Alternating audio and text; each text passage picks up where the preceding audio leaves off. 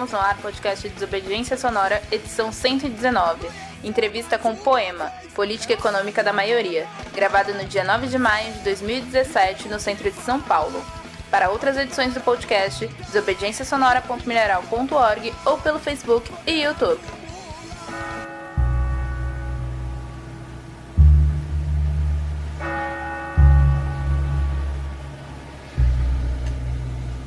O sino da igrejinha faz Belém, dem, dem. O sino da igrejinha faz Belém, dem, dem. Deu meia-noite, o galo já cantou. Seu tranca-rua que é dono da gira. Oi, corre, gira que Ogum mandou. O sino da igrejinha faz Belém, dem, dem. O sino da igrejinha faz Belém, dem, dem. Deu meia-noite, o galo já cantou. Seu tranca-rua que é dono da gira. Oi, corre, gira que Ogum mandou.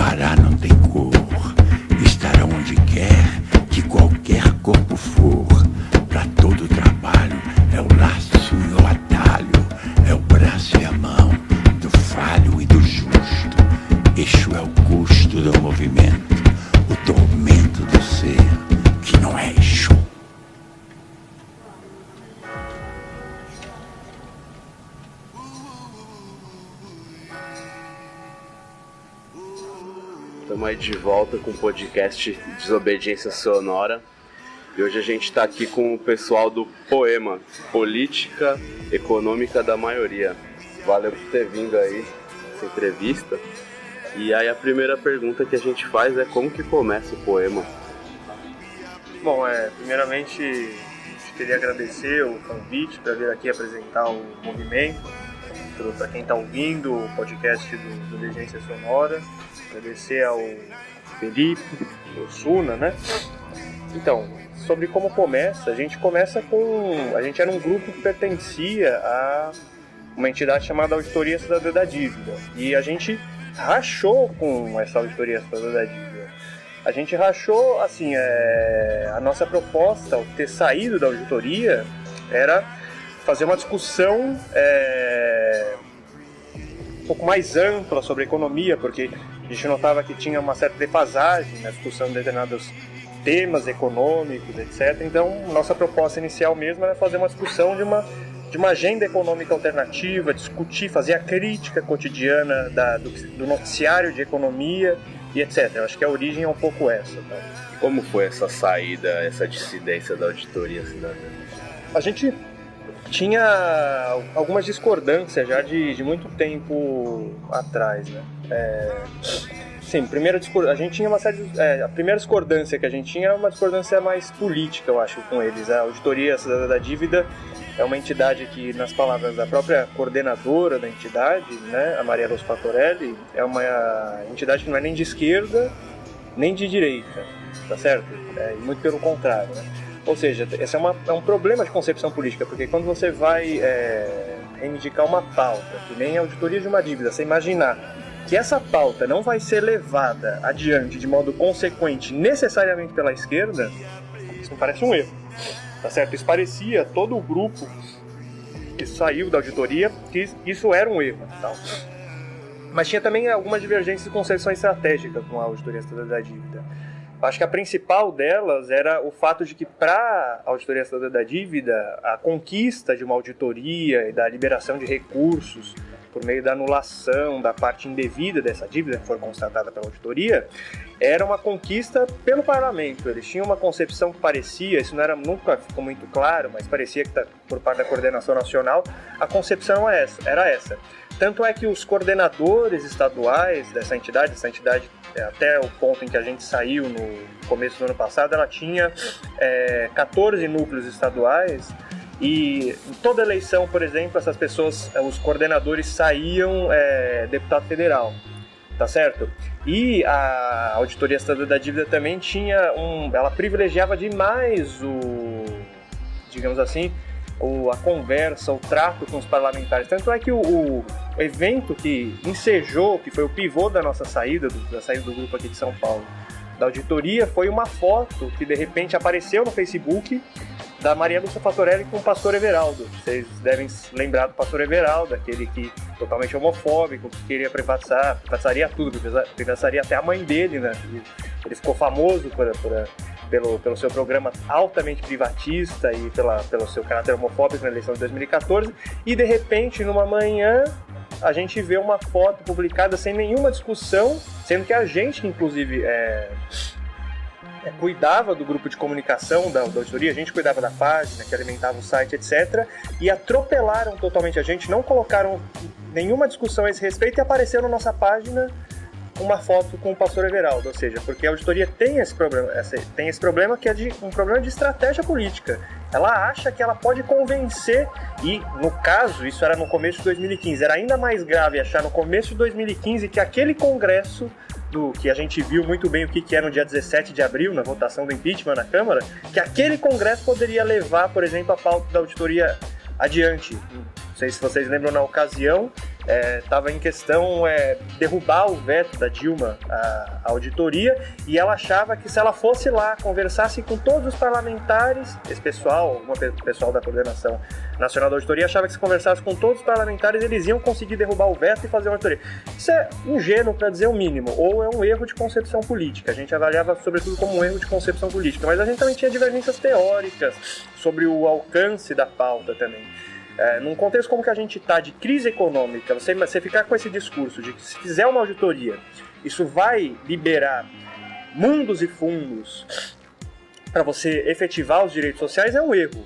Porque num contexto como que a gente está, se você fizer uma auditoria tendo déficit primário, dependendo disso, você não vai liberar nenhum centavo a mais entende? A gente está em déficit primário, ou seja, a gente está gastando mais do que está arrecadando, tá certo?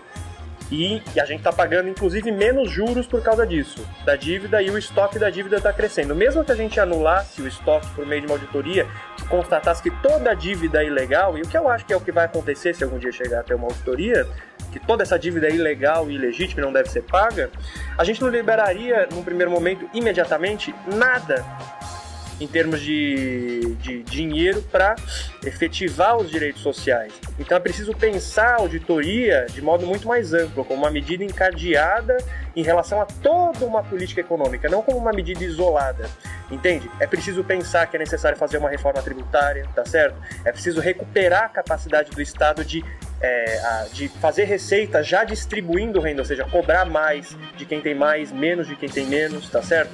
Cobrar os grandes sonegadores de impostos, etc. É assim que a gente espera que é encadeada com essas outras medidas, com todas essas outras medidas, que a gente vê a auditoria tendo um papel mais ou menos eficaz, tá certo? E é por isso que a gente pensou no movimento chamado política econômica da maioria, ou seja, qual que é a política econômica que a gente acha que garantiria os direitos sociais. É a partir dessa questão que a gente começou o nosso coletivo. E de forma organizativa de vocês, então vocês se consideram um coletivo? Vocês são muitas pessoas? Como que vocês se organizam no geral? A gente é um coletivo sem vínculos partidários. A nossa atuação é estritamente extra-institucional, justamente porque a gente se opõe, é isso que eu estava falando, dessa estratégia política da auditoria. A gente não quer fazer parlamentares, nenhum membro da Poema vai algum dia sair para disputar alguma eleição, etc. Não é essa a nossa concepção estratégica. A nossa concepção estratégica é de colocar todas essas pautas ligadas ao financiamento dos direitos, ligadas a crescimento, com combate às desigualdades, com distribuição de renda. A gente quer colocar essas coisas mais em circulação na sociedade. A gente quer que as pessoas, que quando as pessoas ouvirem falar disso, elas falam, não, mas isso olha, eu já tinha ouvido falar sobre isso é correto, isso é verdade, é isso que precisa ser feito, é uma política econômica nesse sentido, precisa ser feita, etc. Então a gente acha que a gente não é disputando a eleição que a gente vai fazer isso, é tentando se difundir no interior da sociedade. Tal. A gente é um grupo ainda muito pequeno, mas a gente tem pretensões o ideal seria que a gente tivesse núcleos em outros lugares. Por enquanto a gente só tem núcleo aqui em São Paulo e em Santos, certo? Mas a gente pretende ter núcleos em mais lugares. A gente é um grupo que parte do princípio da horizontalidade, né? Um grupo que se organiza horizontalmente, mas a gente entende de uma maneira muito particular que é esse horizontalismo. A gente é fracionado em uma coordenação e um grupo maior de ativistas. Então a gente tem um grupo inicial que deu o chute inicial, que começou a tocar coisa e tal. E, obviamente, como é a gente quem responde politicamente pelo que aparecer como sendo da Poema e tal, então a gente mantém um grupo um pouco mais fechado e tal, mas a gente tenta desenvolver um espaço de ativismo por meio dessas pautas, tá? Aproxima a gente, etc. Então a gente funciona com esses dois níveis de horizontalidade. A gente tem de horizontalidade como um princípio interno das relações do movimento. Por quê? Não tem hierarquia nenhuma, ninguém manda em ninguém, ninguém tem mais voz que ninguém do coletivo. Entende? Não tem como havia na auditoria da dívida o coordenador, etc. Então, com esse tipo de concepção organizativa, a gente também rompeu no nosso movimento, né? E para a difusão dessas ideias, quais as estratégias que vocês usam, além das redes sociais? Vocês estão inseridos em algum movimento social ou estão fazendo panfletagem nas ruas? A gente também se define, tem uma coisa na nossa base de acordo que a gente define como, que a gente chama de retaguarda, né? Que a nossa proposta é se articular junto a outros movimentos. Não é ser um movimento destacado em cima, até porque seria um pouco bizarro. Quem que é o nosso sujeito histórico, né? A gente pede um sem-teto, por exemplo, quando ele pede casa, é porque ele não tem casa, tá certo? Ou um sem terra, quando ele pede reforma agrária, é porque ele não tem terra para produzir, etc. Ou um trabalhador, quando ele pede aumento salarial, quando ele pede diminuição de jornada, ou seja, isso é um sujeito histórico muito claramente delimitado. O nosso sujeito histórico ele é totalmente indeterminado. Ele é no limite, é o que a gente chama de a maioria, que é o grosso da classe trabalhadora e alguns setores médios da sociedade. São os 99%, para usar um termo da moda, etc. Então, como a gente não tem esse sujeito bem específico, que nem o sem-teto tem, o sem-terra tem, como nossos sujeitos são todos aqueles que desejam a efetivação dos direitos sociais, todos aqueles que sofrem, por exemplo, com desemprego e que gostariam de uma política econômica que nos colocasse no rumo do pleno emprego, etc. Todos esses sujeitos, eles são os sujeitos que podem levar a nossa bandeira adiante. É por isso que a gente se articula, a gente funciona em articulação com os outros movimentos. A gente sempre procura trabalhar uma política de aliança com os outros movimentos sociais. E também com os partidos, a gente não fecha o diálogo com os partidos do campo anticapitalista, tá certo? A gente não dialoga com todo o campo da esquerda autêntica, não do liberalismo de esquerda ou do partido de centro-esquerda, da esquerda socialista, a gente dialoga também. A gente não vai trabalhar para eles, tá certo? Mas a gente não vai fechar o diálogo também com eles.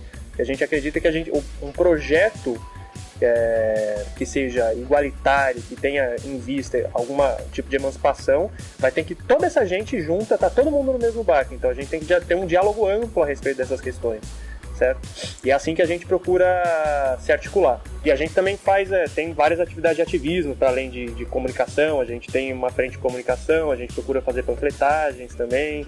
A gente procura fazer falas com o pessoal de sindicato, com o pessoal de movimento. Amanhã mesmo, por exemplo, eu vou lá para Bragança Paulista conversar com os professores do Instituto Federal de Bragança Paulista. Depois, na quinta-feira, eu vou conversar com os estudantes lá na FAO, etc. A gente sempre vai indo conversar nos lugares, fazer a conscientização sobre...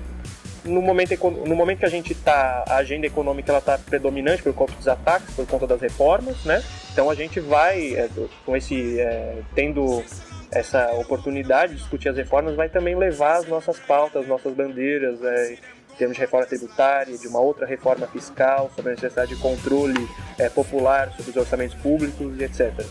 E essas pautas elas sempre parecem um pouco restritas, né? Tanto em movimentos sociais, dentro da esquerda, porque elas parecem sempre muito complexas, né? E daí como que tem sido a recepção das ideias que vocês têm levado para a população? Olha, no primeiro momento as pessoas ficam chocadas com os números, acho, né? Porque, por exemplo, tem muito... mesmo os números que o governo usa, no ano passado ele falava vai ter um déficit de 170 bilhões. As pessoas não sabem muito bem o que significa esse déficit, isso é muito, isso é pouco, etc. Mas quando você compara com outros números, por exemplo, com que causa esse déficit? Qual que é a principal causa desse déficit? É o pagamento de juros da dívida pública. Ano passado foram mais de 400 bilhões de pagamento de juros, tá certo?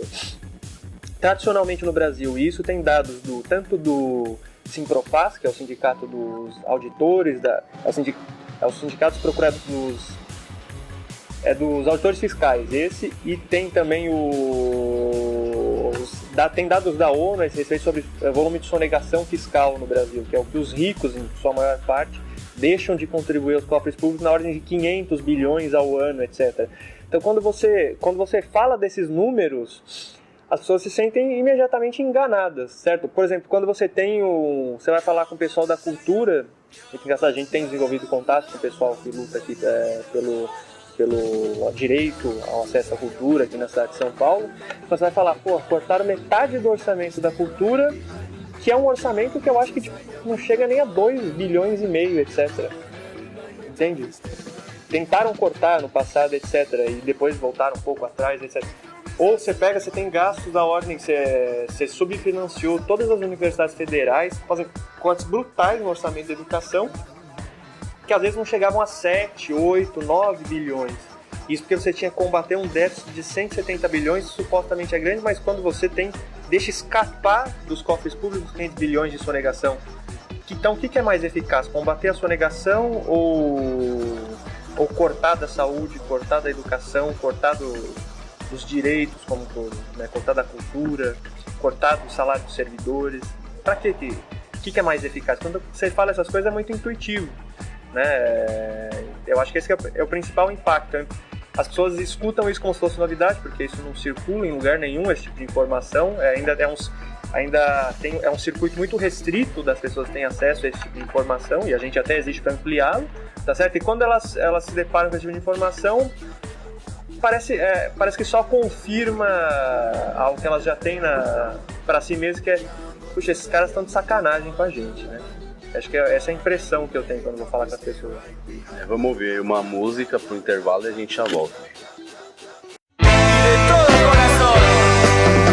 Estalla, estalla, me diga esta canción.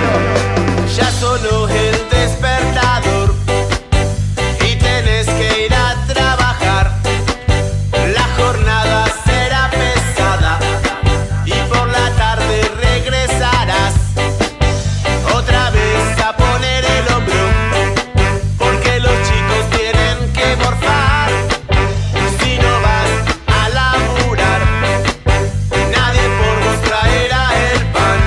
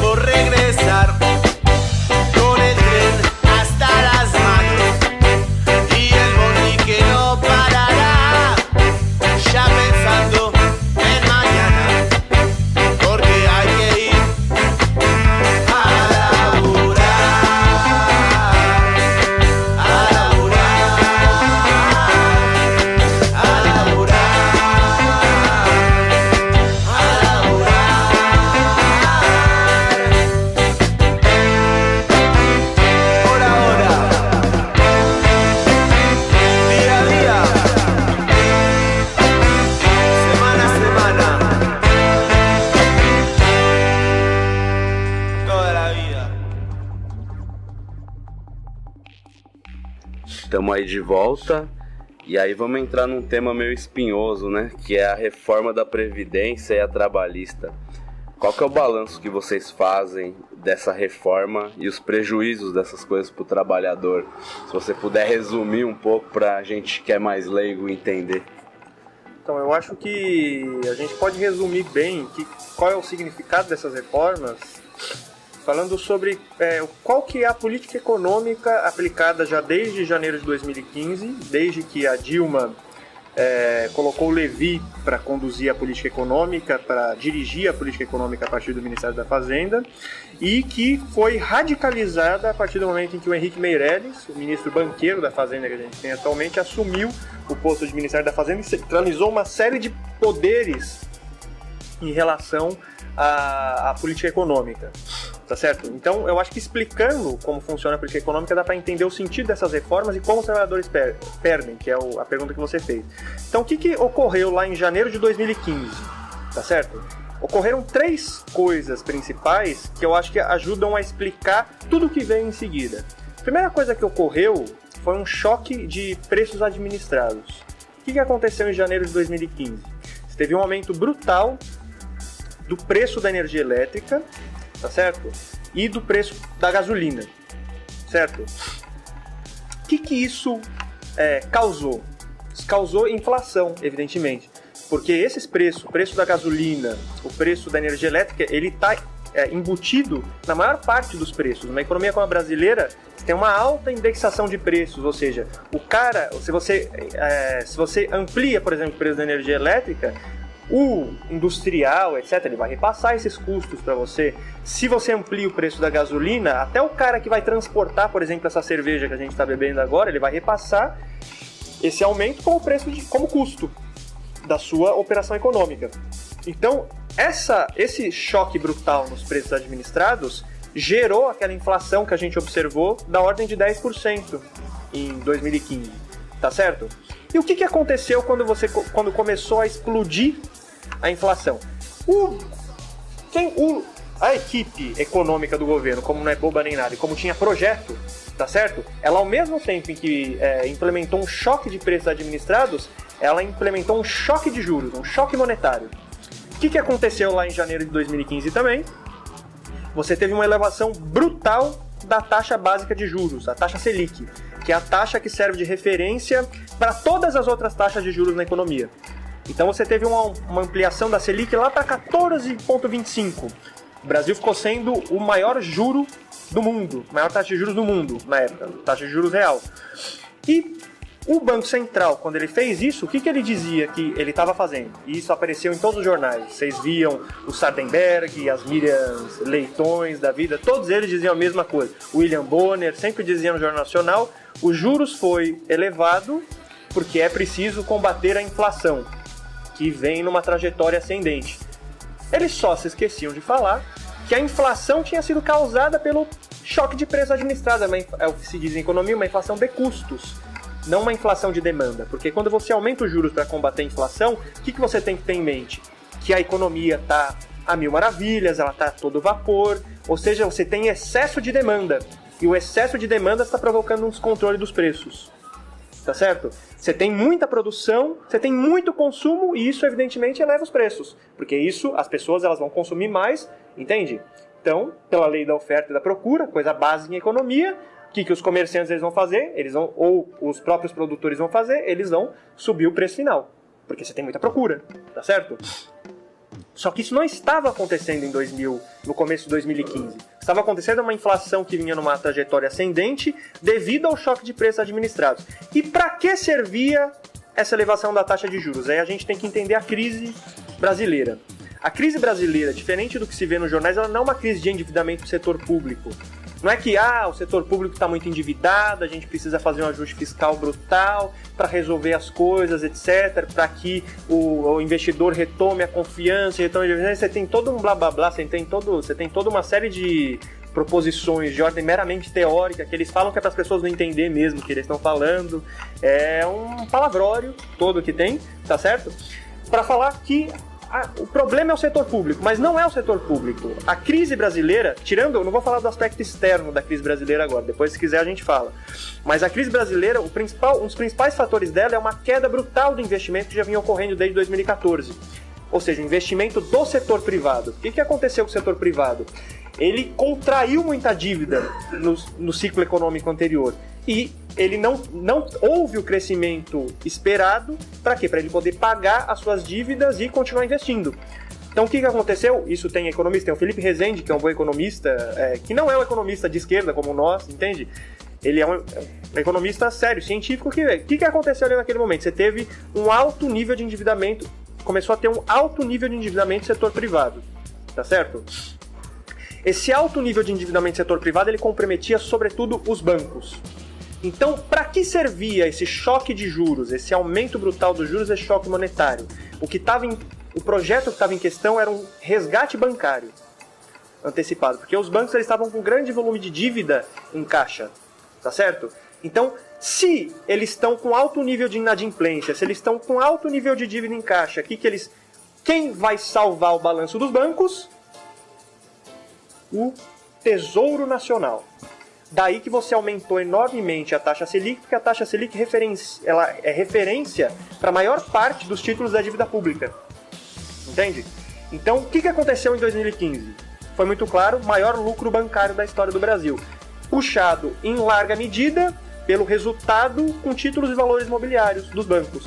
Ou seja, foi uma transferência líquida do nosso dinheiro para os bancos. E aí também começou aquela história, terceiro evento que, como eu falava, é de janeiro de 2015, um choque fiscal. O que era o choque fiscal? Era cortar da saúde, cortar da educação, deixar as federais à míngua, cortar da cultura, cortar de onde desce para cortar.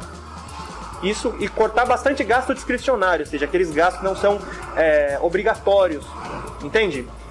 Então, cortar de onde der para cortar para pagar o quê? Juros. Não à toa, no ano de 2015, nós pagamos mais de 500 bilhões de reais em juros. E isso puxou enormemente o lucro bancário que nós tivemos em 2015. Então aí que começa toda essa história. O que aconteceu ao longo desse período? O resgate bancário continuou, em 2015 foi o maior lucro bancário da história desse país. O capital monopolista, ou seja, as grandes empresas, aquelas empresas que tinham dinheiro em caixa, ou seja, que não estavam com grande nível de endividamento, tinham grana sobrando, o que elas fizeram? Elas também compraram títulos, elas também se protegeram da crise, tá certo? E em 2016 essa política continuou, só que para pagar esse tanto de juros que a gente está prometendo pagar para essa gente toda, eram necessários ajustes mais radicais do que o que a Dilma estava disposta a fazer no primeiro momento, que eram aqueles cortes de gasto discricionário, aquele ajuste de curto prazo, como se diz em economia. Era necessário um ajuste de médio e longo prazo. Era necessário uma reforma estrutural, uma reforma fiscal estrutural, sobretudo. E daí que veio essa história, primeiro, do teto de gastos. Certo? O que era o teto de gastos? Ele diz que, pelos próximos 10 anos, a receita primária do governo, ou seja, a receita que diz respeito a todos os gastos, a receita primária, que é... a receita não, o gasto primário do governo, que é o gasto que tem a ver com o pagamento de tudo que tiver na rubrica de saúde, de educação, que paga o funcionalismo público, que paga a previdência, que paga o exército, que paga o judiciário, que paga tudo isso. Esse orçamento que paga tudo isso, ele não vai poder crescer pelos próximos 10 anos em termos reais, ou seja, acima da inflação. Ele vai ficar congelado, tá certo? E com a possibilidade de se revogar por mais 10 anos, ou seja, a gente pode ficar 20 anos com os gastos primários da União, ou seja, aqueles gastos que nos interessam, congelados. Qual é a única coisa que não congelou essa PEC do teto de gastos, que agora é a emenda constitucional 95, já foi aprovada, tá certo? É o pagamento de juros. Então você não vai ter crescimento real no gasto primário, e o que sobrar desse orçamento, você vai fazer o quê? Você vai poder reinvestir lá? Se o Brasil arrecadar mais, o que ele vai fazer? Ele vai pagar juros, tá certo? Então, ou seja, você está tornando o pagamento de juros sustentável no médio para longo prazo. E a reforma da Previdência, ela reforça ainda mais essa tendência. O que a reforma da Previdência faz? Depois a gente pode comentar melhor o que é a reforma da Previdência, mas eu vou, só para não falar mais tanto, só resumir o que é a reforma da Previdência. Você tem, a reforma da Previdência ela faz parte do orçamento da Seguridade Social, certo? Junto com saúde e com assistência social. Esse orçamento ele foi altamente superavitário ao longo dos últimos anos? A Anfip, né, que é a Associação Nacional dos Auditores Fiscais da Receita Federal, ela calcula que entre 2005 e 2015 você teve uma sobra de caixa na Seguridade Social de 658 bilhões. Tá certo? Sobrou 658 bilhões. A maior parte disso foi usada para pagar juros da dívida pública ao longo desse tempo todo. E o que eles querem com a reforma da Previdência, que vai excluir brutalmente, sobretudo os mais pobres, por conta da idade mínima de 25 anos, ela quer que sobre ainda mais dinheiro no caixa da Seguridade Social para pagar ainda mais juros, ou seja, ela quer consolidar o que a gente chama de um regime de acumulação rentista no Brasil, que é essa gente que tem dinheiro sobrando, tem capital dinheiro sobrando, e que ao invés de investir na produção, etc., ela quer o quê? Que esse dinheiro renda sem ela produzir nada e sem ela gerar nenhum emprego, tá certo? Ela quer que esse capital renda com pagamento de juros, sobretudo sob a forma do título da dívida pública. Então, toda essa perda de direitos dos trabalhadores, o enorme desemprego observado nesse período, tudo isso afeta a classe trabalhadora, tem a ver com essa política econômica que privilegia salvar os ricos da crise, que é totalmente voltada para a retomada de superávites primários, ou seja, que o governo volte a fazer economias para pagar mais juros, entende? Essa política econômica produziu todos esses efeitos colaterais de desemprego, perda de direitos, está tentando impor uma reforma da Previdência, mas é essa política econômica que quer basicamente salvar os ricos da crise e permitir que eles saiam ainda mais fortes dela, porque ela é uma política econômica que ela permite maior concentração e centralização de capitais, que aqueles que já têm muito tenham ainda mais e consigam, por exemplo, os pequenos negócios que estão falindo, eles estão sendo o quê? Estão sendo comprados, etc. As pessoas que estão perdendo bens por causa da dívida, estão perdendo bens para os bancos, está se concentrando ainda mais capital, está se centralizando ainda mais capital por um lado nos bancos. Então o projeto é esse. O projeto é centralizar, concentrar cada vez mais capitais na mão de pouca gente. Essa política econômica é totalmente voltada para isso e ela tem todos esses outros efeitos colaterais que a gente pode depois, sobretudo desemprego e perda de direitos, que a gente pode depois comentar melhor. E a reforma trabalhista, onde que entra nesse caldo aí? Certo, mas você já me dá um gancho para falar uma coisa que eu queria falar. Deixa eu só pôr a cerveja para você. Por exemplo, quando você teve aquele choque de juros, quando aumentou brutalmente os juros, o que acontece quando você aumenta os juros? Encarece o crédito, tá certo? Ou seja, para o tomador final de crédito, lá na ponta, para os empresários, para as famílias, o crédito vai ficar mais caro. Por quê? Porque os bancos, eles vão basicamente ganhar, quando a taxa básica de juros sobe, eles vão ganhar dinheiro emprestando para o governo e eles vão ganhar dinheiro emprestando entre si, tá certo? Então, quando você põe essa taxa de juros, o que acontece? O crédito aos empresários e o crédito ao consumo, ele fica caro. O que aconteceu quando o crédito de repente ficou muito caro? Você teve um setor que é muito sensível ao crédito barato, como a construção civil, que demitiu quase 1 milhão de trabalhadores nesse período, tá certo?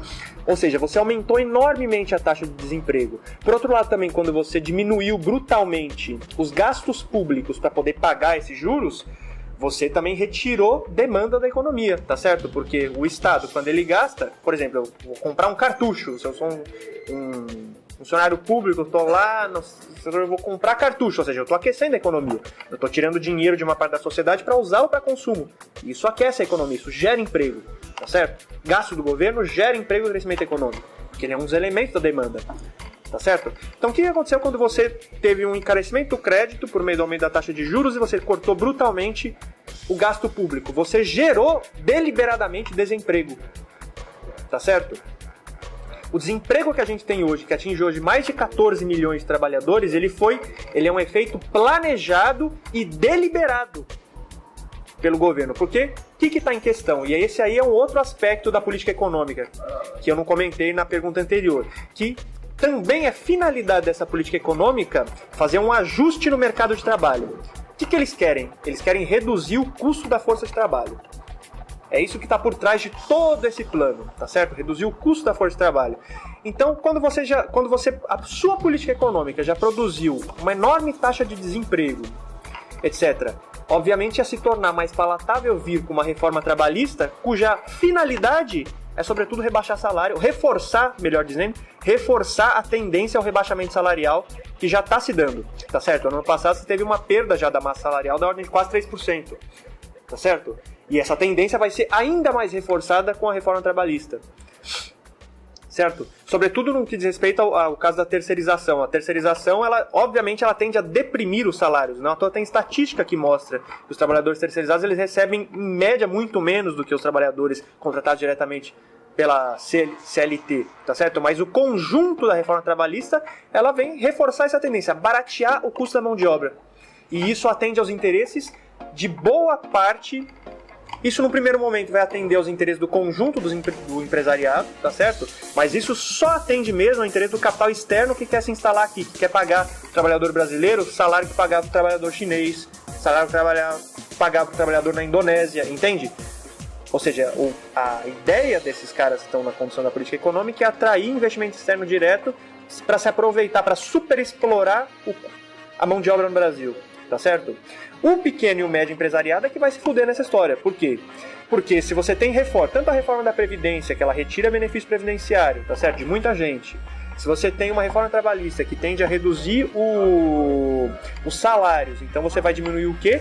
O consumo, você vai diminuir a demanda por bens e serviços na economia brasileira, e isso tende a diminuir as margens de lucros deles, porque quem consome, por exemplo, no comércio ali do bairro, no comércio da esquina, são os trabalhadores. Não vai aparecer um ricaço que vai ter ganhado rios de dinheiro sob a forma de pagamento de juros da dívida pública, que vai aparecer no boteco da esquina para tomar uma cerveja na sua limusine, entende? Isso não vai acontecer. Mas se você reduz o poder de compra dos trabalhadores para essas reformas, você também afeta o pequeno e o médio empresariado, tá certo? Então, no primeiro momento é isso que eu teria a dizer sobre a reforma trabalhista. Qual que é a intenção dela? E vocês fizeram algumas atividades com o Fórum Popular de Saúde aqui de São Paulo, em defesa do SUS e da Seguridade Social. Aí você já falou sobre a Seguridade Social em outro momento. Fala pra gente um pouco dos ataques à Seguridade Social e a ligação entre os 3 pilares da Seguridade Social. O ataque eu acho que eu já falei um pouco, como a entrevista a gente acaba falando das coisas de modo muito esquemático, eu já falei um pouco nisso, tal. Que ou seja, a Seguridade Social é o segundo maior gasto. Ela tem, por exemplo, os 2 maiores orçamentos assim, do orçamento primário, tá certo? Que é a Previdência, que é quase 8% do PIB, que se gasta com Previdência, é mais de 400 bilhões, tá certo? E a Saúde, que é 100 bilhões, em torno de 100 bilhões. A PEC do teto de gastos, ela vai deteriorar, ela vai desinvestir a saúde, essa é a ideia, vai abrir espaço também para os planos de saúde privados, tá certo? E a reforma da Previdência, ela vai cortar brutalmente o orçamento da Previdência. Não à toa o ministro da Fazenda, ele trabalha com um número que em 10 anos vai se liberar 600, vai ser, nas palavras dele, vai se economizar, né? 630 bilhões em 10 anos. 630 bilhões você vai retirar dos velhinhos, tá certo? Para dar para os banqueiros. É sempre bom que fique claro isso, tá certo? Então, e tudo isso vai fazer o quê? Vai sucatear a Seguridade Social, tá certo? Inclusive, uma parte importante do gasto da assistência social, que é o BPC, também vai ser dificultado pela reforma da Previdência. Que é o BPC? O Benefício de Progressão Continuada. Você imagina um sujeito que não consegue se aposentar por idade, tá certo? Ele chega Atualmente, ele chega aos 65 anos, ele não conseguiu ter 15 anos de contribuição. Que a gente sabe a desgraça que é o mercado de trabalho brasileiro, com alta rotatividade, altos níveis de desemprego, etc. Tá certo? Então esse cara não vai ter conseguido contribuir 15 anos. O que ele pode fazer hoje? Ele pode, com 65 anos, acessar o benefício de progressão continuada da Lei Orgânica da Assistência Social, que paga um salário mínimo pro cara viver. Significa que ele vai morrer pobre, mas ele não vai morrer de pobreza, tá certo? Então, o que a reforma da Previdência também traz, a PEC 287 também traz? Ela torna mais difícil o acesso ao BPC, porque vai passar a idade, isso agora já contando com a versão do relator, tá certo? Vai passar a idade mínima para você ter acesso ao BPC de 65 para 68 anos, certo? E estão ainda discutindo se isso não vai poder ser menor que o salário mínimo, o valor do BPC, entende? Já é muito duvidoso que os idosos cheguem aos 65 anos vivos, atualmente. E dirá 68 para receber e viver com menos de um salário mínimo, tá certo? Então o que está por trás disso é uma coisa só, é sucatear, é destruir a Seguridade Social. Isso também vai ter efeito pro caso no caso, por exemplo, da reforma da Previdência. Isso vai abrir espaço para o mercado de previdência privada, certo? Porque não estou falando agora dos trabalhadores melhor remunerados. Se para os trabalhadores melhor remunerados vai ficar mais difícil acessar o benefício previdenciário pelo INSS, o que ele vai fazer? Ele vai contribuir com um plano de previdência complementar. Então, os trabalhadores melhor remunerados, eles são uma espécie de público-alvo do setor financeiro para o quê? Desenvolver, fomentar os fundos de previdência, tá certo? Então, o que você quer isso? É desmantelar a Seguridade Social para abrir espaço para a iniciativa privada. Mesma coisa no caso da saúde, tá certo? Quando você tem um teto de gastos, por exemplo, o IPEA mesmo fez um cálculo no final do ano passado, quando ainda estava em questão, ainda estava em discussão o teto de gastos, falando, olha, não é que vai congelar, vai perder, porque a população aumenta, entende? A necessidade de gasto com a saúde cresce, então a gente vai ter um desfinanciamento da saúde em 20 anos da ordem de 730 bilhões. Então, esse espaço que vai ser tirado da saúde, ele vai para onde? Ele vai para os planos de previdência privada, para os planos de saúde privados. Não à toa, o Barros, aquele cretino, ele já falava, no meio do trâmite do teto de gastos, ele já falava, não, vamos fazer o plano de saúde popular. Ou seja, que é oferecer um plano de saúde com cobertura mínima para os trabalhadores, para eles pagarem 2 vezes pelo direito à saúde, tá certo? Porque eles já pagam impostos, são eles os que pagam mais impostos, tá certo? E agora não, ele vai ter que pagar 2 vezes para ter que contratar se ele não quiser. Se ele quiser ter a mínima cobertura, porque o SUS vai ficar um inferno com esse desfinanciamento dessa ordem, se ele quiser ter a mínima cobertura para ter consultas, para fazer alguns exames básicos, etc. Tá certo? Então esse é o projeto, é desfinanciar a Seguridade Social como um todo, deteriorar ao máximo possível para pagar juros e abrir espaço para a iniciativa privada. Esse é o projeto. Vamos aí ouvir mais uma música e daqui a pouco a gente volta. Hoje a ocupação dos galhos de árvores foram usados para impedir a passagem de veículos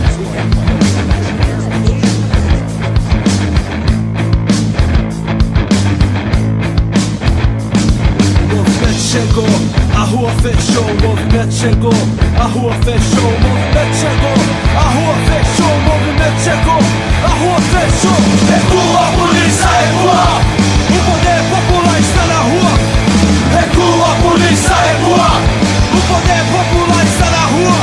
Eu quero ver o prefeito não ceder, eu quero ver o secretário não tremer, eu quero ver o prefeito não ceder, eu quero ver o secretário não tremer.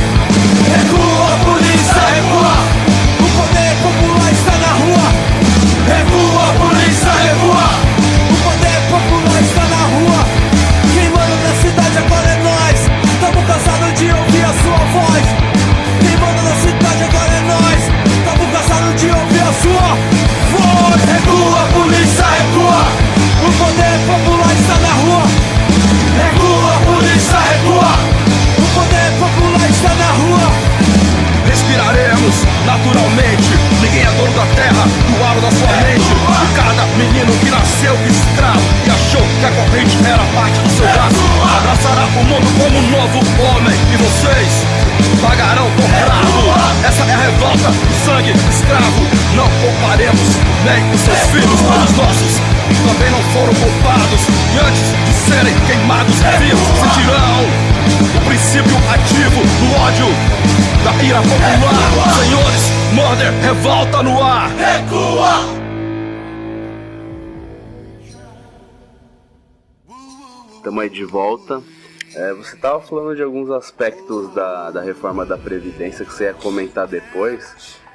Comenta aí com a gente então, qual que é esses aspectos? Assim, não é nenhum aspecto, é a essência da reforma da Previdência. Isso eu acho que tem que ficar muito claro para todo mundo. Tá certo? Você tem, quando você, que é o quanto que ela vai excluir, sobretudo, os mais pobres. O governo, ele tem pesado muito num tipo de propaganda no qual ele fala que a reforma da Previdência não vai prejudicar os mais pobres, ela vai combater os privilégios, ela vai atingir só os trabalhadores melhor remunerados, que se aposentam em média mais cedo, ganham mais. Mas isso é uma grande mentira. Porque o que acontece quando você pega os dados do Anuário Estatístico da Secretaria da Previdência Social? O último relatório que eles divulgaram é de 2015, então vamos trabalhar com dados de 2015. Nesse ano de 2015, do total de benefícios previdenciários que foram concedidos, a maioria deles, ou seja, mais de 50%, eram aposentadorias por idade. Tá certo? Porque o que é a aposentadoria por idade? É a aposentadoria que a maior parte dos trabalhadores consegue ter acesso. Por quê? Porque eles passam uma boa parte da vida na informalidade, a rotatividade no mercado de trabalho, ou seja, o tempo que as pessoas passam indo de um emprego para o outro, é muito alta. No país, as taxas de desemprego são historicamente muito elevadas, então é muito difícil para a maior parte dos trabalhadores acessar hoje ainda o tempo mínimo de contribuição para ter o acesso à aposentadoria por idade de 15 anos, certo? Já é muito difícil, já exclui muita gente.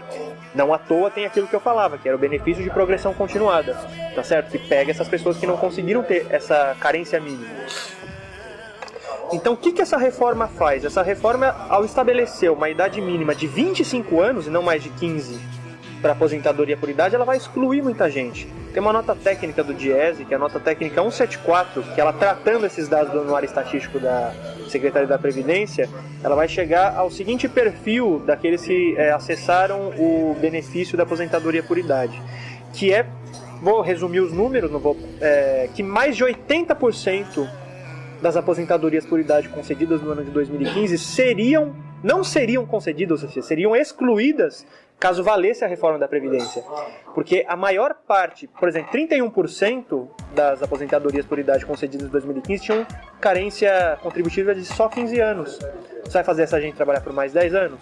Outros 34% tinham carência contributiva entre 16 e 20 anos, tá certo? Você vai fazer essas pessoas trabalharem por mais 5 anos, elas que já estão com que agora, se fosse o caso pela regra da reforma, teriam 62 as mulheres, 65 os homens? Como é que é isso? Entende? E 13% lá no cálculo que o DIEESE faz, acessou com carência contributiva entre 20 e 25 anos, tá certo? Então você excluiria um universo de 80% das aposentadorias por idade.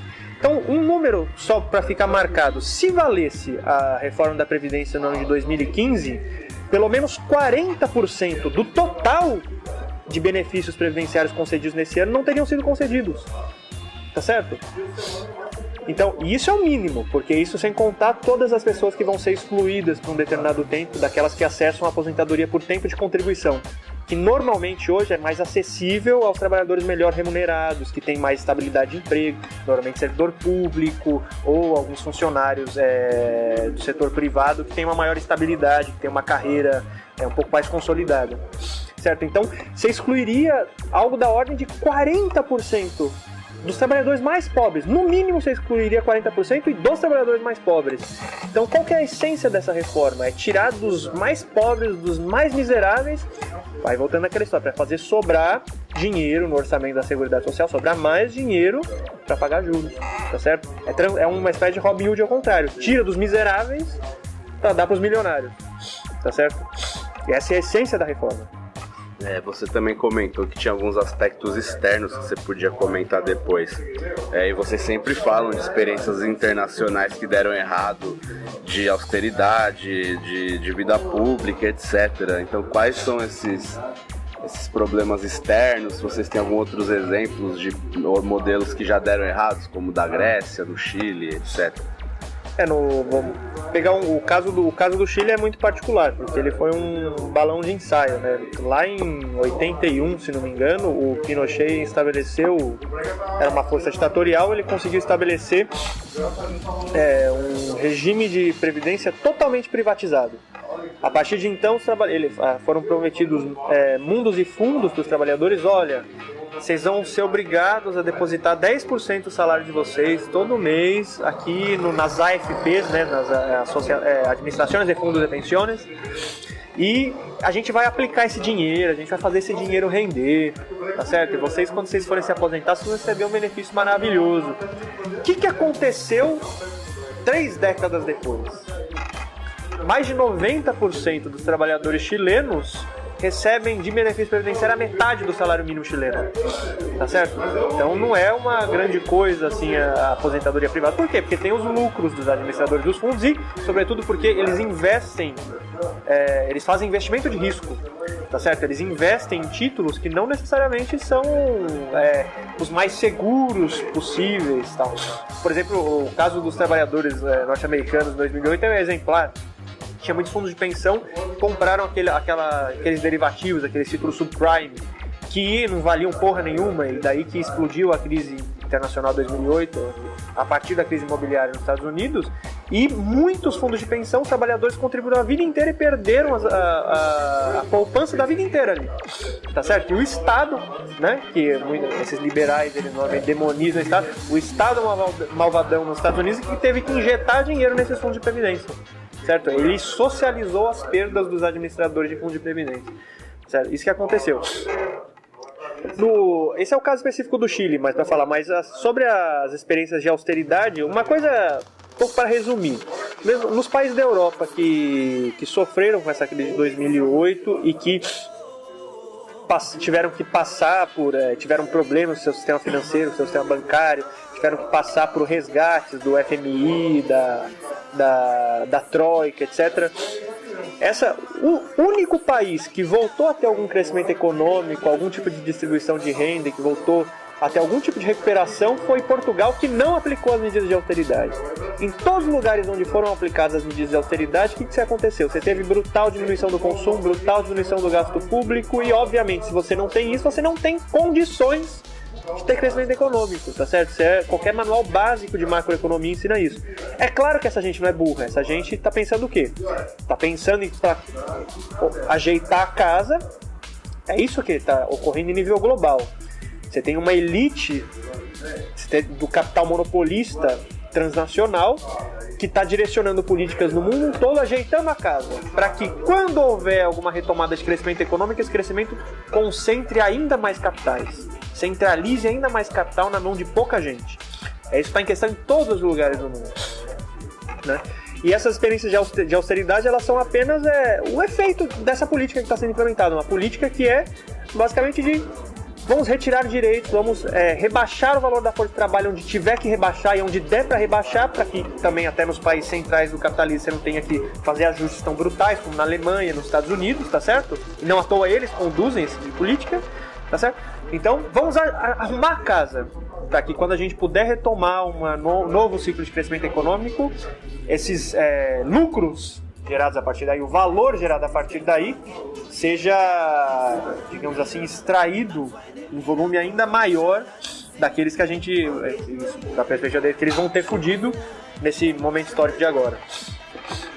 Pegando esse gancho, você disse no começo que a auditoria tinha um objetivo parlamentar e simplesmente de fazer uma auditoria que não era suficiente na leitura de vocês.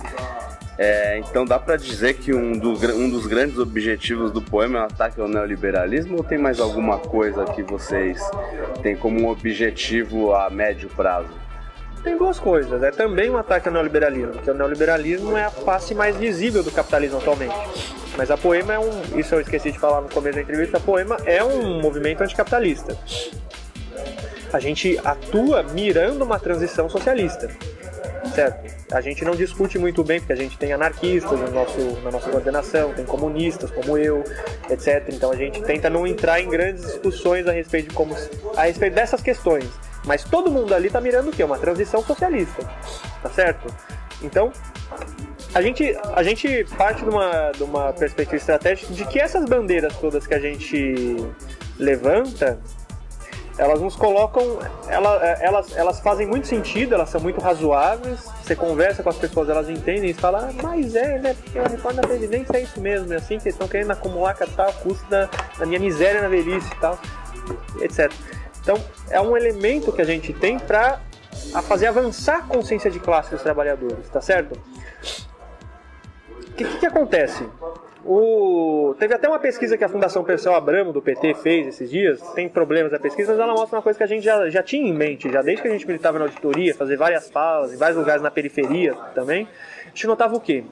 A consciência de classe está muito recuada, tá certo? Os trabalhadores, eles não enxergam, quando ele, por exemplo, qual que é o grande problema do Estado na cabeça dos trabalhadores? É a corrupção. Entende? Tipo, se passa como se fosse possível um Estado capitalista em que os capitalistas não corrompem os políticos. Isso é impensável. Tá certo? Só que a mentalidade dos trabalhadores ainda está vinculada a isso. Então, como que... E, por outro lado, os trabalhadores também, vamos lembrar, junho de 2013, eles foram para a rua pedindo direitos, ou seja, ampliação do gasto público com eles. Tá certo? Então, quando você fala das questões fiscais, das questões tributárias, da questão monetária, você está basicamente mostrando o quê? A questão de classe por trás da luta por direitos. Você está fazendo, é um meio de você fazer avançar a consciência de classe. E por outro lado, se isso for amplamente difundido, o que a gente espera? Eu lembro de uma passagem do Lenin no Estado da Revolução, que ele diz, é uma luta democrática essa que a gente faz, tá certo? Pedir uma auditoria da dívida, pedir reforma tributária, ou seja, imposto sobre grandes fortunas, sobre lucros e dividendos, que se diminua a tributação sobre o consumo, etc. Todas essas questões, combater a sonegação, cobrar a dívida ativa, tá certo? Ou seja, as dívidas reconhecidamente os empresários têm com o Estado, etc. Tudo isso é muito razoável, mas tem também são lutas democráticas e tem também um aspecto de que mesmo que isso não seja compatível com a ordem, o que isso nos leva? Isso nos leva à conquista da desilusão. O Lenin, aí eu volto à passagem que eu ia falar do Lenin. Ele fala, é preciso levar todas as lutas democráticas adiante, porque mesmo que a gente não conquiste nenhuma delas, a gente vai ter conquistado ao final a desilusão. Então, para uma perspectiva estratégica da Revolução Socialista no Brasil, esse tipo de pauta que a gente trabalha tem muita função. Por quê? Porque ela revela o aspecto de classe da luta por direitos, tá certo? Que nem sempre é visto, nem sempre é enxergado. Às vezes o sujeito está querendo diminuição da tarifa, mas ele está vendo, no máximo ele está vendo empresário de transporte. Ele não está vendo a questão fiscal do Estado todo. E ele não está vendo como os capitalistas acumulam dinheiro também de modo rentista por meio do Estado, tá certo? Eles não enxergam o Estado, o caráter de classe do Estado. Eles não enxergam o Estado como um instrumento, não só, dentre outras coisas, não só para reprimir o povo, mas também para ampliar os seus lucros, tá certo? Então, ao trabalhar esse tipo de questão, a gente espera avançar também um pouquinho na perspectiva anticapitalista no Brasil. E também dá um sentido, a gente tem uma questão, aí diz mais respeito à reorganização da esquerda. A gente tem uma esquerda que é muito fragmentada, muito dispersa, os movimentos sociais mesmo, do campo autônomo, cada um pede uma coisinha aqui, outra coisinha ali, tem o movimento da saúde, o movimento do transporte, o movimento da cultura, etc. Mas existe uma grande dificuldade desses movimentos todos a se articularem numa coisa comum e com uma perspectiva estratégica comum, tá certo? Então, quando você coloca questões, a partir de uma política econômica da maioria, coloca questões que dizem respeito a todos esses movimentos, tá certo? Se a gente consegue difundir melhor isso, talvez a gente inclusive melhore a própria organização da esquerda, porque a esquerda vai passar a ver quais são o conjunto desses movimentos sociais dispersos, vai passar a ver quais são os seus objetivos em comum e talvez eles trabalhem em comum por esses objetivos, tá certo? Isso faria avançar muito a luta política no Brasil. Então é também combater o neoliberalismo, mas o neoliberalismo no plano do discurso combate o capitalismo neoliberal. Por quê? Porque ele é um escárnio, tá certo? Ele é sem sentido, ele é escancarado, ele é descarado, tá certo? Mas, numa perspectiva estratégica, o necessário o neoliberalismo não é um acidente em relação ao capitalismo. Ele é a forma concreta do regime de acumulação que o capitalismo assumiu nesse período histórico, tá certo? Então, a gente tem que criticar o capitalismo, mas tem que criticar o neoliberalismo, mas tem que a gente tem que criticar o capitalismo como um todo. Não é um acidente o neoliberalismo, entende? O neoliberalismo decorre necessariamente do modo de produção capitalista tal como ele funciona. E a gente se coloca nessa perspectiva. E contra tudo isso aí que a gente conversou no dia 28 de abril, teve a greve geral, que foi um dos maiores movimentos das últimas décadas, e as centrais aí dizem em 40 milhões de trabalhadores parados, um prejuízo enorme para os capitalistas e tudo mais.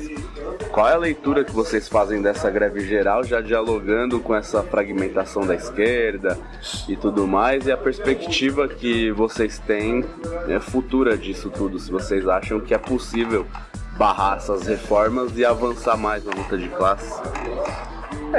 Barrar a reforma da Previdência com o tamanho do rechaço que ela tem, sendo conduzida pelos caras por quem ela está sendo conduzida, que todos eles com um rabo preso, com um inquérito, o próprio presidente da República delatado na lista do Fachin, você tem um total descrédito dessas pessoas. O Temer comprando descaradamente o apoio às reformas, tá certo? Trocando cargo, aumentando verba para imprensa, liberando verbas, etc. Tá muito descarado o modo como eles estão fazendo, e por outro lado o povo vai estar sentindo na pele a reforma da Previdência. Então a perspectiva que a gente tem de enfrentar isso é muito grande, o rechaço à reforma da Previdência é muito grande. A gente tem feito atividades de rua, tem conversado com a população, e a gente tem visto que a recusa da população a essa reforma é muito grande. As pessoas se chocam quando elas descobrem, mas é isso essa reforma e tal. A gente tem uma boa perspectiva. A gente tem alguns problemas. A greve geral é necessária. Inclusive, a greve geral ela vai ter que ser necessária para mais do que um dia só. A gente vai ter que tentar uma greve geral, alçar um voo um pouquinho maior, de maior fôlego, etc. Mas isso é uma questão que os sindicatos vão ter que resolver. A dinâmica dos sindicatos é totalmente diferente da dinâmica dos movimentos sociais, certo? Mas o que a gente precisa, sobretudo, como a gente sabe que eles falam, atingiu 40 milhões de pessoas, mas a maior parte delas foi atingida por quê? Por causa da greve no transporte, certo? Agora, existe uma enorme parcela da classe trabalhadora, que é decisiva, eu acho aí, que apoia passivamente a greve, apoiou passivamente a greve, apoia passivamente a luta contra as reformas e que não tem escape para ação, porque às vezes é o cara que trabalha numa unidade produtiva que tem poucos funcionários, é o cara que o sindicato é pelego, etc. Não tem condições de ele fazer greve, tá certo? Por vontade própria. Mas talvez se ele tivesse uma alternativa de mobilização social da qual participar, para demonstrar os seus contentamentos, talvez esse cara aparecesse. Então a gente tem que pensar cada vez mais em como trazer esse cara ou essa mulher para a rua, que não tem vínculo com o sindicato, que a maior parte da classe trabalhadora está totalmente órfã de sindicato, seja porque o sindicato não é combativo, seja porque não tem condições de sindicalização, certo? Vai ter que criar uma alternativa para o apoio passivo dessas pessoas. E isso é uma coisa que ainda está muito engatinhando, que a gente vai ter que pensar melhor como fazer, certo? Eu vejo algumas iniciativas, mas isso ainda está engatinhando. A gente vai ter que, para barrar uma reforma do tamanho da reforma da Previdência, por exemplo, a gente vai precisar de muito mais. E eu vejo como central, por exemplo, a gente discutindo na Poema, vê como central barrar a reforma da Previdência, porque ela vem por meio de PEC, ou seja, por meio de emenda à Constituição. Para derrubar isso do ponto de vista institucional depois é muito mais difícil. A reforma trabalhista vem por meio de projeto de lei ordinário. Tá certo? Qualquer maioria simples depois, se fizer num segundo momento, derruba os aspectos mais regressivos dessa reforma. E essa reforma é extremamente regressiva. Tá certo? Então a gente vê como central conseguir fazer esse embate contra a reforma trabalhista e também contra a reforma trabalhista, mas dar vazão para a mobilização desses setores que só estão apoiando passivamente ainda. E pensando nos inimigos, né? A gente vê bastante na internet, nos posts de vocês, um debate, vocês respondem, né? Tem movimentos que não costumam responder às investidas da direita, enfim, dessas pessoas que às vezes nem são pessoas, são fakes, né? E é muito comum na página de vocês aparecer esse pessoal ultraliberal, né? Que se diz anarcocapitalista às vezes, né? Se é que isso pode existir. Possa existir. E como que é a leitura de vocês em relação a isso? Se tem algum embasamento mesmo teórico nisso? Ou é simplesmente uma tática para desgastar o debate da esquerda? Primeiro assim que a gente acha muito engraçado, né? Alguns comentários, a gente se diverte, a gente nem sempre dá algumas respostas tão educadas e tal, mas porque a intenção dessa gente não é o debate, essa gente não... Até porque, como você muito bem colocou, boa parte desses perfis, eles são bots, né? Eles são robôs, eles são movidos por agências de marketing político, etc. Só para tentar manipular o debate digital. Boa parte deles, a gente nota que a gente entra às vezes no perfil, o cara não tem amigo em comum, quer dizer, não tem foto marcado com nenhum amigo, As fotos dele são totalmente... Não parece foto de gente mesmo. Tem foto dele no churrasco com a família, coisa do gênero, assim, coisa que você vê normalmente nos perfis de Facebook. De pessoas, tá certo? Que tem amigos reais, que tem relações reais, e que o Facebook é só uma maneira de você facilitar essas relações reais, certo? Então muito disso é a agência dessas... é a ação dessas agências de marketing político e tal. Mas mesmo assim a gente sempre responde. Às vezes quando as pessoas colocam questões assim mais teóricas, a gente responde no mesmo nível e tal, mas quando as pessoas vão lá só pra avacalhar, a gente avacalha também, não tem problema, etc. Até, só pra não deixar em branco, até porque é uma coisa que a esquerda tem que aprender, que quando esses caras vêm comentar nas nossas páginas, isso é bom, porque isso amplia a exposição do post. Quanto mais comentários você tem no post, mais você amplia o alcance desse post, mais você amplia o alcance desse post, mais esse post pode alcançar gente que concorda com você, tá certo? Que pode dar like na sua página, ou dar like no seu post, certo? Então é uma coisa que a esquerda precisa aprender. Então por isso que a gente responde, para ampliar as pessoas que venham. A gente adora quando vem robô na nossa página, a gente adora quando vem mesmo esses perfis fake, a gente adora que eles comentem. Isso é essencial pra gente, se impulsiona a nossa página. Então continuem a dar like, a comentar os nossos posts, a falar groselha nos comentários, etc. Isso é muito bom. Agora, embasamento não tem embasamento nenhum, eles vêm sempre com... É muito lugar comum que eles usam. Não sei, sobre a questão, por exemplo, pegar um exemplo, sobre a questão tributária, ele sempre vem com uma coisa estapafúrdia, mas se você aumentar os impostos, isso desconsiderando que a nossa proposta não é aumentar os impostos, mas reequilibrar a carga tributária, ou seja, cobrar menos de quem tem menos e mais de quem tem mais, tá certo? Mas ele sempre fala, se aumentar a tributação, vai ter fuga de capitais, você vai ter maior sonegação, aí eles vêm com aquela hipótese estapafúrdia da curva de Laffer. Sempre lugares comuns são difundidos, por exemplo, aquele Instituto Liberal, para aqueles estudantes pela liberdade, todas essas páginas em torno dessas organizações que são financiadas por think tanks, inclusive conhecidos norte-americanos, por milionários, magnatas norte-americanos, toda essa que deu no MBL da vida, por exemplo. Então toda essa gente vem com a cabeça feita já, e vem com a cabeça feita para falar bobagem, e às vezes o mais engraçado é que não sei se é perfil fake ou não, se é perfil de gente real, mas eles se esforçam para falar bobagem com um grau que pareça convincente. Então eles falam muita bobagem em linguagem matemática, né? Porque você falar bobagem com números ou com fórmulas matemáticas é uma coisa muito mais elegante, digamos assim, uma bobagem elegante.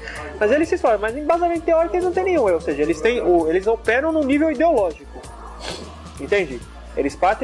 Todos eles partem, no que eles comentam, eles partem de premissas meramente ideológicas. Eles não estão interessados em explicar a realidade, em mostrar como a realidade funciona, mostrar a quem uma determinada política econômica vai beneficiar ou a quem ela vai prejudicar. Eles não estão interessados em nada disso. Eles estão interessados em bagunçar o debate, mesmo quando eles vêm com um discurso sério. Estão interessados em jogar cortina de fumaça, estão interessados em falar difícil, em desqualificar, dizendo que a gente não, eles até perguntam, vocês não são economistas. De fato, a Poema não tem só economistas. A Poema tem economistas também, mas tem filósofo, tem médico, tem cientista social, tem matemático, tem um cara que fez relações internacionais, tem administrador público, tem todo tipo de gente, tem geógrafo, tem todo tipo de gente na Poema. Tem gente que faz programação de sistema, tem gente que é designer, tem gente que é música, tem um músico na Poema. Então a gente é um grupo muito heterogêneo, mas não por isso a gente não entende economia, a gente não sabe o que a gente está falando, a gente estuda para isso, a gente tem também economistas, e o que a gente, mesmo os não economistas que gerenciam a página, vê o que essa gente fala é muita bobagem. E eles ganham nisso, né? Eles ganham falando difícil, enganando as pessoas, mas a gente não precisa enganar ninguém, a gente só precisa esclarecer, mostrar as coisas como elas são. A gente se preocupa muito em fazer post com dados oficiais, só sempre baseados nos relatórios dos próprios órgãos públicos quando a gente vai levantar algum dado, tá certo? E assim a gente vai desbancando essa gente e continuem comentando, que é muito legal. Bom, cara, queria agradecer aí a conversa, esclareceu bastante coisa, ainda mais essas questões que às vezes parecem bastante complexas, mas a gente conversando a gente consegue entender. E aí deixar o espaço para vocês falarem o que vocês quiserem, se alguém quiser se aproximar do Poema, deixar contato e tudo mais. O que a gente gostaria de falar é que se quiserem, a gente, qualquer público, quiser convidar alguém da Poema para uma mesa de bar, para discutir alguma coisa, tiver um grupo, um coletivo, tiver qualquer organização que você queira debater, por exemplo, no momento que é o mais latente, debater a reforma da Previdência, debater a reforma trabalhista, aí a gente pode fazer uma atividade um pouco mais formal. As pessoas gostam muito de números, de gráfico, de ver ali a fonte, etc. A gente está desenvolvendo esse tipo de atividade mesmo, está indo falar, a gente está indo falar com professor, já foi falar com sindicalista, foi falar com o movimento social, foi falar com estudante, a gente está fazendo essas várias, com o movimento de moradia, a gente está fazendo essas conversas, e se quiser convidar para conversa, manda um inbox lá na nossa página no Facebook e curte a nossa página no Facebook. A gente precisa muito que esse nosso debate circule, certo? Então, se puder, se gostar do texto, gostar do meme que a gente fizer, compartilhe e ajude a gente a difundir todas essas pautas que a gente trabalha e tal, porque elas dão a liga em várias dessas reivindicações, várias das nossas lutas cotidianas por direitos, etc. No limite, a Poema financiaria a saúde, a Poema financiaria o passe livre, tá certo? A Poema financiaria um programa habitacional que não seja aquela merreca do Minha Casa Minha Vida, programa habitacional sério. No limite, você que está desempregado, a Poema, esse é o nosso propósito, propõe uma política na direção do pleno emprego, e o que naturalmente melhoraria muito o nosso poder de barganha em relação aos capitalistas, para a gente ter bons salários também, tá certo? Se não tem desemprego, os capitalistas não podem pagar salário de fome pra gente. Todas as propostas que a gente defende tem como pano de fundo também a conquista do pleno emprego, etc. E no limite, se nada disso der certo, pelo menos a gente usa todas essas pautas, toda essa discussão econômica para retirar entraves ideológicos, desmistificar o discurso econômico que circula por aí, etc., para fazer avançar a luta emancipatória dos trabalhadores. E eu queria agradecer o convite do Suna para a Poema, e é isso aí, né?